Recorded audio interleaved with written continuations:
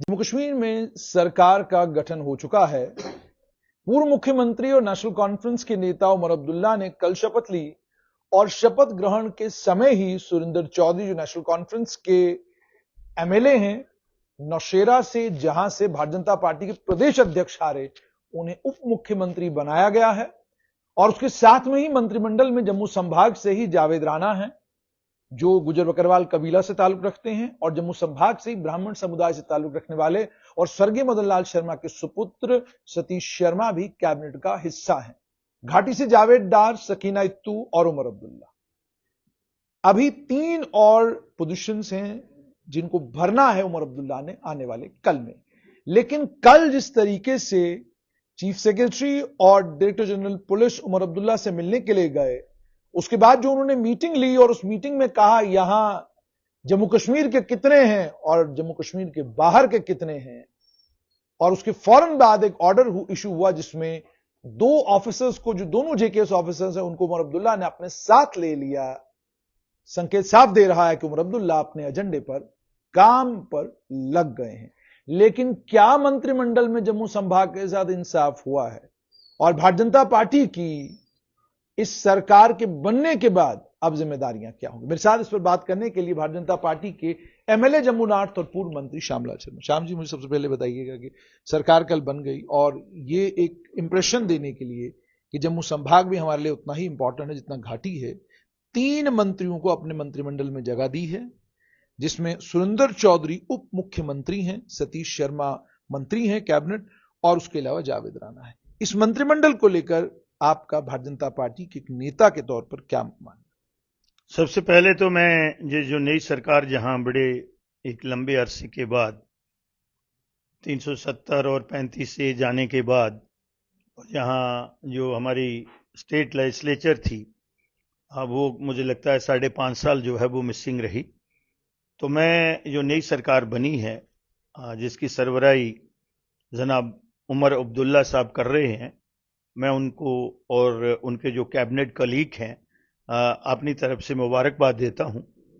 और जहां तक आपने ये कहा है कि जम्मू संभाग के साथ क्या इंसाफ हुआ है, तो ये अभी बहुत प्रीमच्योर है ऐसी बातें करना। और जम्मू का जो मैंडेट है वो सीधा ये डिमांड करता है कि जम्मू अब जो तैयार हो गया है अपने पॉलिटिकल एम्पावरमेंट के लिए। संख्या बल की बात नहीं है, जो बाकी बातें भी हैं।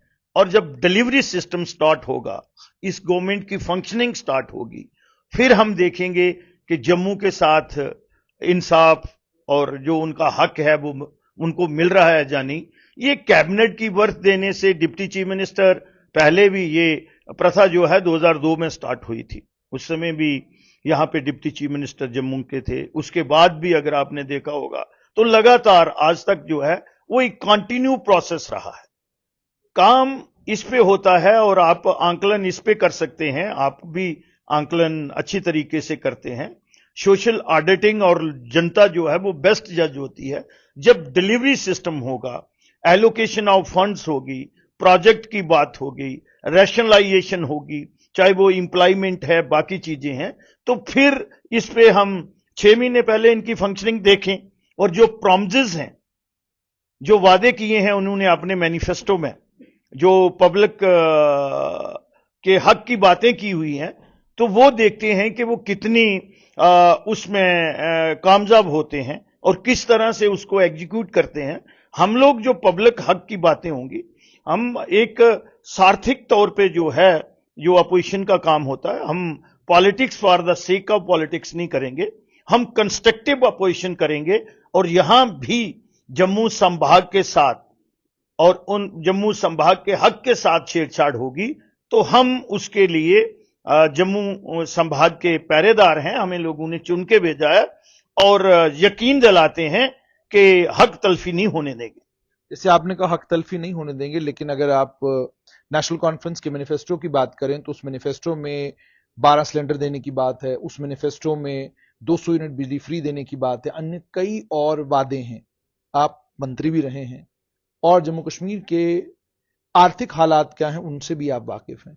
क्या आपको लग रहा है कि ये सारी चीजें संभव हैं? क्योंकि आपका जो मैनिफेस्टो आया था उसमें आपने बिजली फ्री की बात नहीं की थी, आपने कहा था दरें घटाएंगे और दरें घटा के लोगों को सहूलत देने की कोशिश करेंगे।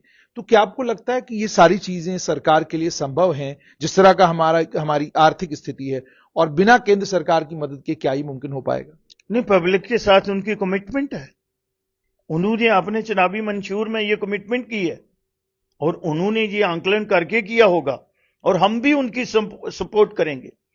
जो पीपल फ्रेंडली इस किस्म की वेलफेयर की स्कीम्स होंगी तो उसमें हम कंस्ट्रक्टिव अपोजिशन करेंगे, इतनी सोच हम रखते हैं, हम भी उनकी सपोर्ट करेंगे। लेकिन अगर उन्होंने ये मैनिफेस्टो बनाया है 200 यूनिट बिजली देनी है और मैंने वो देखा है उनका जो उसमें उनके 20 प्रॉमिसेस हैं उन्होंने, और टाइम बाउंड मैनर में भी कुछ उन्होंने कहा हुआ है, जैसे रेगुलाइजेशन की बात है, ये सारी बातें हैं, 1 लाख एम्प्लॉयमेंट की बात है। हम भी चाहते हैं जहां बेरोजगारी बहुत है। और फिर उन्होंने फास्ट ट्रैक पे एम्प्लॉयमेंट की बात की हुई है, जो वेकेंट पोस्टें पड़ी हुई हैं, और मेरे हिसाब से हमने भी लिखा था 40,000 से ज्यादा पोस्ट जो है इस समय स्टेट में वेकेंट पोस्ट पड़ी हुई हैं, हर डिपार्टमेंट में डर्थ है स्टाफ की। तो ये सारी चीजें गवर्नमेंट का तो यही काम है। गवर्नमेंट का ये तो नहीं हो गया कि किसी को डिप्टी चीफ मिनिस्टर बना दिया, किसी को मिनिस्टर बना दिया। हमने देखना है कि उनका डिलीवरी सिस्टम क्या है, जो लोगों की जरूरियात है, जो डे टू डे लोगों की रिक्वायरमेंट है, वो फुलफिल हो रही है। नहीं, 10 किलो चावल मुफ्त देने की बात की गई है, बाकी बातें की गई हैं, बहुत सी बातें हैं। तो हमने कह दिया हम सपोर्ट करेंगे अपोजिशन में होते हुए भी। जो पीपल फ्रेंडली स्कीम्स हैं, जो वेलफेयर स्कीम है, उसमें हम यहां भी और सेंटर में भी उनका सहयोग करेंगे। लेकिन ये सारी चीजें तो उन्होंने कमिटमेंट की है और एग्जीक्यूट करनी है, और हमारा फर्ज बन जाता है as a watch dog of the people कि हमने वो on the floor of the house भी और पब्लिक डोमेन में भी ये सवाल, तो अगर हमारी सरकार बनती तो ये उनका फर्ज बनता। मुझे श्याम जी ये भी बताइएगा, कल एक और चीज बड़ी महत्वपूर्ण हुई कि जब मुख्यमंत्री अपने पहली मीटिंग ली तो उन्होंने पहले जो सूत्र बता रहे हैं कि पहला सवाल उनका यही था कि भाई जम्मू कश्मीर के कितने लोग हैं यहाँ पर, जो जम्मू कश्मीर एडमिनिस्ट्रेटिव सर्विसेज से या आईएएस ऑफिसर भी हैं जम्मू कश्मीर से ताल्लुक रखने, कितने लोग यहाँ पर हैं।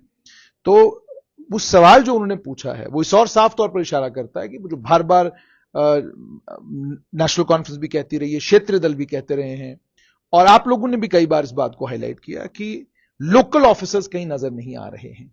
तो ये जो उमर अब्दुल्ला ने कल कहा है, इस परिप्रेक्ष्य में कि इतनी सारी चीजें जम्मू कश्मीर में परिवर्तित हो चुकी हैं, 370 नहीं है अब, 35A खत्म हो चुका है, क्या आपको लगता है कि ये एटीट्यूड एक चीफ मिनिस्टर का ठीक है कि अब आते ही पहले पता करेंगे दिल्ली वाले कितने हैं और जम्मू कश्मीर वाले कितने हैं?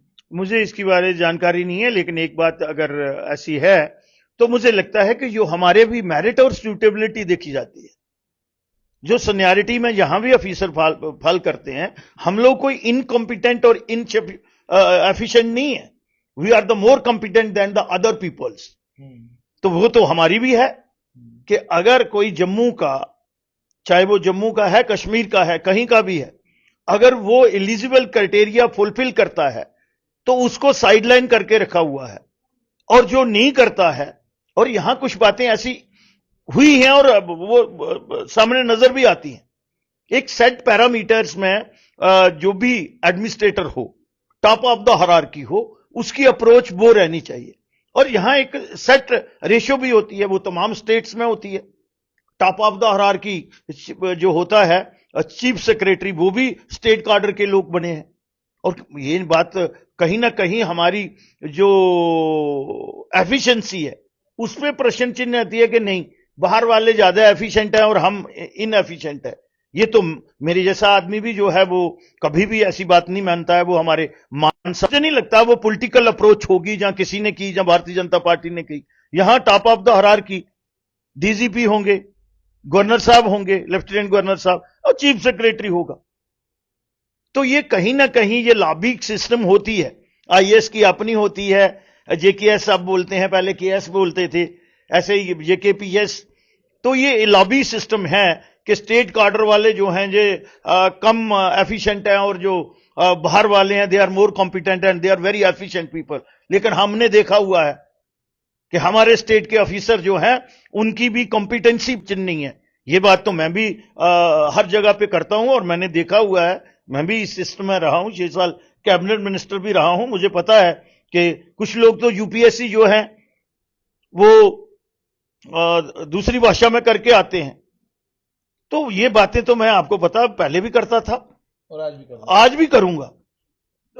श्याम जी, कल एक बड़ी एक इंटरेस्टिंग चीज जो है वो स्वेरिंग इन के दौरान देखने को मिली है।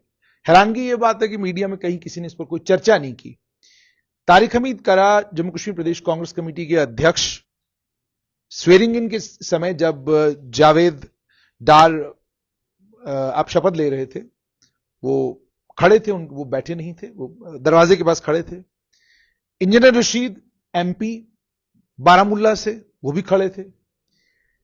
और उसके अलावा इरफान हफीज लोन जो कांग्रेस के एमएलए हैं, वो भी खड़े थे। दिल्ली से आए वो 2 एमपी कांग्रेस के, वो भी खड़े थे। उनके पास भी बैठने के लिए कोई जगह नहीं थी। और उसके बाद वो जब तक शपथ ग्रहण समारोह खत्म नहीं हो तब तक बेचारे वो वहीं पर खड़े रहे।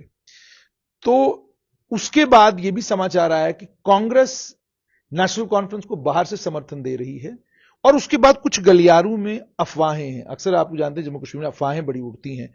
हवाई ये उड़ रही है कि जी कुछ साठगांठ बीजेपी के साथ हो गई है, इसलिए कांग्रेस को बाहर रख दिया गया है। नंबर 1। नंबर 2, कल जो व्यवहार कांग्रेस के जम्मू कश्मीर प्रदेश कांग्रेस कमेटी के अध्यक्ष के साथ हुआ कि उन्हें समारोह के दौरान जो खड़ा रहना पड़ा, हालांकि उसका ये बाद में कहा गया कि नहीं जी वो लेने के लिए गए थे तमाम वीवीआईपीज को, जब तक वापस आए तो तब तक सारा हॉल फुल हो चुका था। बट आप चूंकि रहे हैं, आपने बहुत सारी ओथ्स भी देखी हैं, तो सबको पता था कि तारिक हमीद करा जेकेपीसीसी के अध्यक्ष हैं, एमएलए हैं, तो उनके लिए तो स्थान रखा गया होगा। ऐसा तो नहीं कि आप आ गए और कहीं पे भी बैठ जाएंगे। तो ये जो सारी चीजें हुई हैं, कि वाकई कोई आप लोग खेल खेल रहे हैं? नहीं, हम क्यों खेल खेलेंगे? हम तो कंस्ट्रक्टिव अपोजिशन के लिए तैयार है। हमने कहा है कि कंस्ट्रक्टिव अपोजिशन करनी है। पर वो पूछ रहे हैं क्या नहीं, दिल्ली जैसी यूनियन टेरिटरी लग नहीं रही है। वो कह रहे हैं कल डीजीपी पहुंच गए मुख्यमंत्री के पास, चीफ सेक्रेटरी खड़े थे, उनका फोटो आया है, जिस तरीके से वो खड़े थे साफ तौर पर नजर आ रहा था कि इन ओबीडियंस कहते हैं उसको, कि आप मुख्यमंत्री बैठे हैं, आप खड़े हैं। तो कहते हैं संकेत साफ तौर पर ये कि कुछ तो ऐसा हुआ है जिसके चलते दिल्ली जैसी यूनियन टेरिटरी नजर नहीं आ रही। और वाकई वो जो बात लोग कह रहे थे कि जम्मू कश्मीर होगा, यहां सरकार बनने दो, ये दिल्ली नहीं है, जम्मू कश्मीर। ना, मैं आपने 2 सवाल पहले पूछे मुझे। चीफ सेक्रेटरी खड़े थे और डीजीपी खड़े, they are suppose to be because he is chief minister. Government is also, government की डेफिनेशन आपको पता है क्या होती है, स्टेट किसको बोला जाता है। चाहे अख्तियारात कम होंगे तो पॉलिटिकल जो हमारा कॉन्स्टिट्यूशन, हमारा संविधान है, उसमें ये अपेक्स विधायिका जो है वो अपेक्स बॉडी है, और वो तो होना चाहिए, और हायरार्की में होना चाहिए, अनुशासन तो होना चाहिए। मैं इस चीज को अप्रिशिएट करता हूं। मैं इसको अदरवाइज नहीं लेता हूं कि ये दिल्ली की कोई जगह है या दूसरी है। वो अपनी अथॉरिटी, जो आदमी अपनी अथॉरिटी को मेंटेन नहीं रख सकता, he has no right to stay as a chief minister और जहां और भी कोई उसको जिम्मेवारी दी जाए। दूसरा, आपने ये कहा है कि कांग्रेस के लोग खड़े रहे, और खुद ही आपने बोल दिया बेचारे हैं ही बेचारे। अगर ये इनमें दम होता, स्टील होती, ये तो 2 बर्थ मांग रहे थे, जो अंदर की बात है। अब 2 उन्होंने बोला 1 देते हैं, तो 1 में दौर की लड़ाई हो गई। एक कह रहा था मैं बनूं, दूसरा कह रहा मैं बनूं। तो 6 भी डिसाइड नहीं कर सके कि किसको मंत्री बनाना है, क्योंकि कंफ्यूज स्टेट है कांग्रेस पार्टी। और यहां तो हमने जम्मू में तो कांग्रेस फ्री जम्मू बना दिया हमने, अब कश्मीर में और एक रजौरी में बचा है। तो वो भी अगली इलेक्शन में मुझे लगता है कि बिल्कुल क्लीन बोल्ड होके चले जाएंगे। इसलिए इंपॉर्टेंस किस चीज की होती है, नंबर्स कितने हैं आपके पास, और फिर आप टर्म्स डिक्टेट करोगे। वो पहले आप ये देखो कि आपके पास है क्या भाई। लेकिन कह रहे हैं खेला आप खेल रहे हैं। हमें क्यों खेला खेलना? कांग्रेस हमारी बात मानेगी? ये कभी हो सकता है? हमारी विचारधारा अलग अलग है। भारतीय जनता पार्टी और कांग्रेस कभी क्लोज आ सकते हैं? सवाल ही नहीं उठ सकता।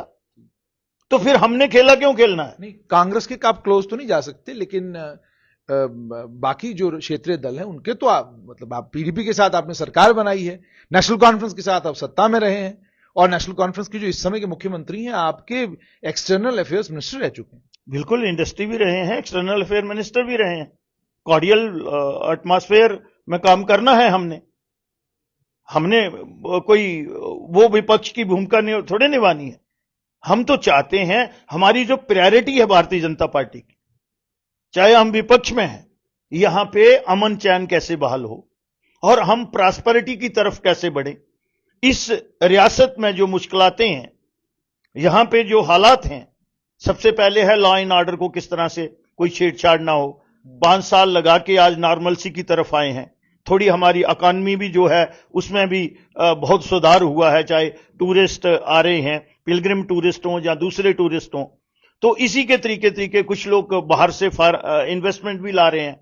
तो यहां हम चाहते हैं हालात, हमारा जो है यहां का माहौल को ठीक करने के लिए जो भी हमसे बन पाएगा, हमारी प्रायोरिटी ये है, चाहे हम सरकार के बाहर हैं, कि यहां सबसे पहले जम्मू कश्मीर के लोगों में अमन चैन से जीने की जिंदगी उनको मिले और फिर उनकी तमीरो तरक्की को हम कैसे आगे ले जा सकते हैं। लेकिन इसका मतलब ये हो गया कि बैकरूम से कोई बातचीत नहीं चल रही।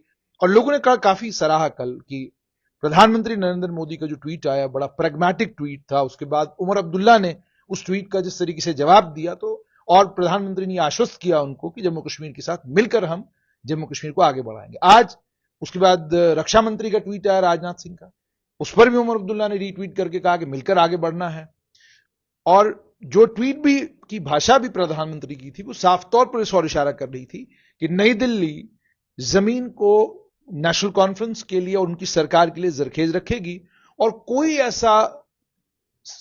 ऐसा चित्र हमको देखने को नहीं मिलेगा जो बाकी केंद्र शासित प्रदेशों में या राज्यों को में देखने को मिलता है। नहीं, भारतीय जनता पार्टी का ये संकल्प है, सबका साथ, सबका विकास, सबका विश्वास, और उसी पे काम कर रहे हैं। ये दिखावा नहीं है और जिम्मेवारी बनती है। बड़े मुश्किल से यहां हालात जो हैं, कहते हैं ना, बड़े मुश्किल से तूफानों से लाए हैं किश्ती निकाल के, तो ये जिम्मेवारी है। और as a administrative guardian federal structure में मैंने शब्द गार्डियन का इस्तेमाल किया है, प्राइम मिनिस्टर, और देखिए उन्होंने जो ट्वीट किया है, तो ये किस तरफ इशारा करता है। ये डज नॉट मीन के कोई जो आप कह रहे हैं कि बैक चैनल से कुछ चल रहा है। अरे बैक चैनल से क्यों चलाएंगे, हम स्टेट चैनल से चलाएंगे जब चलाना होगा। लेकिन जो राष्ट्र की बात करेगा, तिरंगे को सल्यूट करेगा, यहां अखंड भारत की बात करेगा, भारत माता की जय करेगा, तो वो भारतीय जनता पार्टी हो या भारतीय जनता पार्टी की सरकार हो। यही तो भारतीय जनता पार्टी की विचारधारा है। हम ये नहीं कहते कि वो अपनी विचारधारा छोड़ दे, लेकिन हम कहते हैं कि राष्ट्र के प्रति कोई भी सरकार हो, कोई इंडिविजुअल हो, कल उन्होंने अंडर ओथ, सब है ना, 2 बार ओथ उठाई ना अपने संविधान की, भारतवर्ष की अखंड भारत की बात कही ना, तो फिर हम क्यों छेड़छाड़ करें। हम पहले कोई शुरुआत नहीं करेंगे। अगर वो एक कंस्ट्रक्टिव ट्रेजरी बेंचेस का, सरकार का, अपने कर्म का निर्वाह ईमानदारी से करेंगे, हमारे लोगों के साथ, जम्मू के साथ, जहां कश्मीर के लोगों के साथ भी हक तलफी वाली बात नहीं करेंगे, तो हम उनको क्यों डिसलॉज करेंगे जहां हमें कोई हक नहीं बनता। हमें मैंडेट मिला है अपोजिशन में बैठने का, हम कंस्ट्रक्टिव अपोजिशन करेंगे।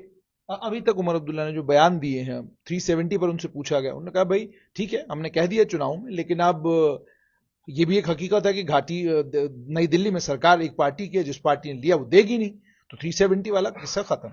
रेजोल्यूशन पास करेंगे, पहली कैबिनेट मीटिंग में यह कहा गया था। अब 2 जम्मू के मंत्री वहां पर हैं, तो जाहिर सी बात है रेजोल्यूशन पास करने को लेकर भी फिलहाल धुला मिला ही उनका रवैया है, वो भी कोई उस पर क्लैरिटी नहीं है। असेंबली में कोई रेजोल्यूशन लाएंगे, इस पर भी उमर अब्दुल्ला बिल्कुल चुप है। लेफ्टिनेंट गवर्नर ने प्रशासनिक अधिकारियों के तबादले किए, वो चुप। उसके बाद लेफ्टिनेंट गवर्नर ने कानून के अंदर संशोधन किया और बोर्ड्स और कॉर्पोरेशंस को भी जम्मू कश्मीर सर्वसेक्शन बोर्ड के अधीन कर दिया, उस पर भी चुप। तो कोई भी डिस्कंफर्टिंग स्टेटमेंट जो सरकार को लगे कि जिससे सरकार अनकंफर्टेबल हो, ऐसा अभी तक उमर अब्दुल्ला ने कोई स्टेटमेंट नहीं दिया है। इसको एक स्टेट्समैन और एक नेता के तौर पर, एक भारतीय जनता के नेता के तौर पर और जम्मू कश्मीर के हालात को ध्यान में रखते हुए आप कैसा देखते हैं? देखिए, जितने भी फैसले आपने कहा है, ये गवर्नर साहब ने जो रीऑर्गेनाइजेशन लेफ्टिनेंट गवर्नर ने एक्ट के मुताबिक लिए है। एक सेट फ्रेमवर्क में उन्होंने जो उनको विंडो मिलती है, उसी में उन्होंने काम किया है, और वो कल के बाद के फैसले नहीं है। वो उमर अब्दुल्ला जी ने 11:30 बजे ओथ ली, उससे पहले के सारे फैसले हैं। ठीक है ना। तो ये मुझे लगता है कि Jammu Kashmir is very sensitive state. यहां तमाम लोगों को। पर उमर चुप है, वही मैंने पूछा आपसे, चुप है, उनकी खामोशी को कैसे देखते? नहीं तो वो कोई भी लेफ्टिनेंट गवर्नर किसी कानून के अंदर अमेंडमेंट कर देते, तो जब उमर अब्दुल्ला सरकार में नहीं थे तो फौरन उनका ट्वीट आ जाता, ये गलत कर दिया, ये ठीक नहीं है, ये ऐसे नहीं चलेगा, जबरदस्ती कर रहे हैं, बुलडोजर चला रहे हैं, तो इस तरीके की वो बात किया करते थे। लेकिन the moment Omar Abdullah CM designate हो गए तो एकदम खामोशी। इसको कहते हैं सेंस ऑफ रिस्पॉन्सिबिलिटी, और उनको भी पता है कि मेरी डोमेन कितनी है। वो अपनी डोमेन में रह के काम करेंगे। उससे बाहर जब जाएंगे, अपोजिशन है, और उसके बाद जो कानून हमारा संविधान कहता है, जो पावरें वेस्टर्न है हमारे लेफ्टिनेंट गवर्नर को, तो उसके मुताबिक एक सेट फ्रेमवर्क में रह के ही काम करना है ना। अननेसेसरली अगर वो कोई इस किस्म की बात करेंगे तो वो अच्छी नहीं लगती है। अच्छा, एक चीज मुझे और बताइए, आप ही के एक कैंडिडेट, आप ही के पार्टी के एक बड़े इंपॉर्टेंट पदाधिकारी हैं, उन्होंने चुनाव लड़ा, चुनाव हारे, और उसके बाद उन्होंने कहा कि भाई फलां लोग थे, उन्होंने मुझे वोट नहीं दिया, ये नहीं किया, वो नहीं किया। तो किसी ने उनसे पूछा, कहा आप तो कहते हैं सबका साथ, सबका विकास, सबका विश्वास, तो आपको तो यही ले डूबा, क्योंकि आपने कहा सबका विश्वास, तो विश्वास के चक्कर में चले गए। तो जिन 7 सीटों को लेकर आपको बड़ी उम्मीद और बड़ी तवक्का थी कि अगर ये मिल जाए तो हम 36 पहुंचेंगे और 5 हम नॉमिनेट कर लेंगे, 41, तो सरकार तो बन गई अपनी, वो तो हो नहीं पाया। तो उनसे किसी ने पूछा कि भाई ये सबका विश्वास, सबका विकास, सब ठीक बात है, लेकिन आपको तो विश्वास ही ले डूबा। लेकिन एक नेता के तौर पर जो पूरे राजौरी पुंछ के इलाके को समझते हैं, और आपके जो बड़े भाई स्वर्गीय मदन लाल शर्मा वहां से एमपी भी रहे हैं, और आप खुद उस पूरे क्षेत्र में घूमे हैं, पूरा चुनाव लड़ा है, लड़वाया है, तो आप कैसे देखते हैं जो उम्मीद आपको राजौरी पुंछ से थी, वो उम्मीद पर खरा नहीं उतरा, और फिर आपके जो वहां से कैंडिडेट हैं वो कहते हैं जी फलाने हमारे साथ वफा नहीं। हो सकता है नंबर ऑफ सीट्स कम होगी, बट बहुत ही इनकरेजिंग रिजल्ट है। 2 लाख, 2.25 लाख से ऊपर हमने वोट में रखा, इससे ज्यादा लिया है वहां से। और पार्लियामेंट में कितना मिला था वो भी आपको पता है, 1 सीट भी हमने वहां से जीती। इसका मतलब है कि पहाड़ी कबीला को जो जिनको एसटी मिला है, वोट डाला है उन्होंने बीजेपी को, ऐसा नहीं? मेरे भाई ये बताइए फिर वोट कहां से मिला? हम नंबर 2 रहे हैं, पूरी 1 जीती, 7 सीटों पे we are number 2, Bharatiya Janata party, कमल का फूल। अगर उन्होंने वोट नहीं दिया, अब थन्ना मंडी जो मंजाकोट कॉन्स्टिट्यूंसी, उसमें एक भी हिंदू वोट नहीं है, तो वहां से आप देखिएगा कि इकबाल मलिक को कितने वोट मिले हैं। आप मेंढर में देख लीजिएगा, सुरनकोट में वी आर नंबर 2, अब वहां 2% पॉपुलेशन नहीं है, तो 7 सीटों पे हम नंबर 2 रहे हैं। कहीं ना कहीं भारतीय जनता पार्टी, जब 1952 में उन्होंने पहला जनरल इलेक्शन हमने लड़ी थी, तो उस समय 3 सीटें मिली थी, और 1984 में फिर 2 पे आए, तो आज कहां है? 303 भी गए, 240 पे भी हैं। तो ये क्रम जो है बढ़ता जड़ता रहता है, हम आगे बढ़ रहे हैं। इसी तरह से कश्मीर में भी अगर आप देखेंगे, साइजेबल ठीक वोट हमें मिला है, तो वहां हम कहें कि हम बड़े मजबूत थे, हमने सीटें नहीं जीती। ये होता है कि कभी कभी हम अपने जो कमजोरी है उसको छिपाने के लिए ये दोस्त दूसरों को मर देते हैं। जब हम जीत जाते हैं तो श्यामलाल बड़ा लीडर है, जब हार जाते हैं तो मुझे जुनैद हाशमी ने हरा दिया, या लोगों ने वोट नहीं दिए, ऐसी बात नहीं है। श्याम जी, मुझे एक चीज और बताइएगा, अगर भारतीय जनता पार्टी का 10 साल का जम्मू कश्मीर में जो कामकाज है, केंद्र सरकार का, खासतौर पर 5 जगह 2019 के बाद 5 साल जो आपने यहां काम किया, कहीं पे कोई कस्टोडियल किलिंग हुई तो गृह मंत्री ने कहा मैं वहां जाऊंगा। पुंछ का मुझे याद है, वो आए थे, उन्होंने कहा अगर उस दिन मौसम खराब नहीं होता तो वो चले जाते, और उसके बाद कार्रवाई भी हुई। घाटी में आपने 5 साल के अंदर अंदर कोई ऐसा ब्लड बाथ नहीं होने दिया, आपने कानून का राज स्थापित किया वहां पर, आतंकवादियों पर नकेल कसी, नतीजा यह निकला कि वो जम्मू संभाग में आ गए। यहां पर भी इस वक्त उनके खिलाफ ऑपरेशन चल रहे हैं। कुल मिलाकर अगर देखा जाए तो जो समुदाय आपको यहां पर वोट नहीं दे रहा है, बाय एंड लार्ज उनको कोई यहां पर किसी तरह की कोई परेशानी पॉलिटिकल पार्टी से या गवर्नमेंट से देखने को नहीं मिली। क्या मानेंगे कि जो देश भर में जो वातावरण बनता है, वो वातावरण आपके नुकसानदेह जम्मू कश्मीर में साबित होता है कि जब आप वोट मांगने जाते हैं तो लोग कहते हैं कि नहीं यहां तो ठीक काम है आपका, लेकिन बाकी देश में आपका काम ठीक नहीं है। तो क्या आपको लगता है कि मैसेजिंग की जरूरत है और उसको तब्दील करने की जरूरत है, ताकि जो समुदाय आज आपको वोट नहीं देता उसमें विश्वास पैदा हो, और ये स्थिति ना बने कि आपको 29 एमएलए आपके हैं, लेकिन घाटी की पार्टी कहती है जी आपका समर्थन नहीं देना क्योंकि आपकी छवि पूरे देश में मुस्लिम समुदाय के बीच में ठीक नहीं है। तो क्या आपको लगता है कि मैसेजिंग को तब्दील करने की जरूरत है और आप ये समझने की जरूरत है कि आप एक नेशनल ऑल्टरनेटिव बन चुके हैं? हमारी विचारधारा जो है उसके साथ हम क्यों कंप्रोमाइज करेंगे, और करना भी नहीं चाहिए। और मैं यहां आपका रिकॉर्ड स्टेट कर देता हूं कि आज भी सीटें, हमारी सीट्स का नंबर कम है, लेकिन भारतीय जनता पार्टी सबसे बड़ी वोट शेयर वाली पार्टी है जम्मू कश्मीर में। 25.5%, 25.1.5 हमने वोट लिया है। जिनकी 42 सीटें हैं उन्होंने तो 22% लिया है, 3.5% हमसे कम लिया है। तो फिर हम क्यों कहें कि हमें वोट नहीं दिया, इस सेक्शन ने नहीं दिया, कश्मीर में किसने दिया? मैंने आपको बोला कि अगर एक ही सीट ले लो आप, जो थन्ना मंडी मंजाकोट है, वहां कोई हिंदू है? मेंढर में कितने हिंदू हैं? आप मुझे बताओ। सुनकोट में कितने हिंदू हैं? 2% भी नहीं है। बुदल में कितने हिंदू हैं? वहां 4-5% हैं। तो ये वोट तो हमें मिला ना। हां, ये चीजों का असर जो है भारतवर्ष में ही नहीं, बाहर में भी जो बात होती है, जनेवा की भी बात यहां डिस्कस होती है, लेबनान में किसी का कत्ल हुआ, जहां कोई मारा गया, उसका भी प्रभाव जहां पड़ता है वो इमोशनल अटैचमेंट है। और अभी हमारी पॉलिटिक्स जो है, पॉलिटिकली हम लोग इतने मैच्योर नहीं हुए हैं। हमने जात बिरादरी को और मजहब को पॉलिटिक्स में लाते हैं, और जिन लोगों की आप बात कर रहे हैं मजहब को उन्होंने लाया। ये बात तो फारूक अब्दुल्ला साहब ने कही कि भारतीय जनता पार्टी के साथ जो जाएगा वो तबाह हो जाएगा। पीडीपी के लिए भी कहा और वो बात भी कही। तो वो फारूक अब्दुल्ला साहब कब क्या बात कह रहे हैं वो पता नहीं है, लेकिन हम अपनी विचारधारा, जहां अपनी सोच, हां, हम अपने काम करने के तरीके में और शिद्दत लाएंगे, उसमें अगर कोई कमी है उसमें दुरुस्ती लाएंगे, लेकिन विचारधारा जो भारतीय जनता पार्टी की है वो हमारी बड़ी स्टीक है। बहुत बहुत शुक्रिया। तो आपने सुन लिया भारतीय जनता पार्टी के एमएलए जम्मू नॉर्थ श्यामलाल शर्मा।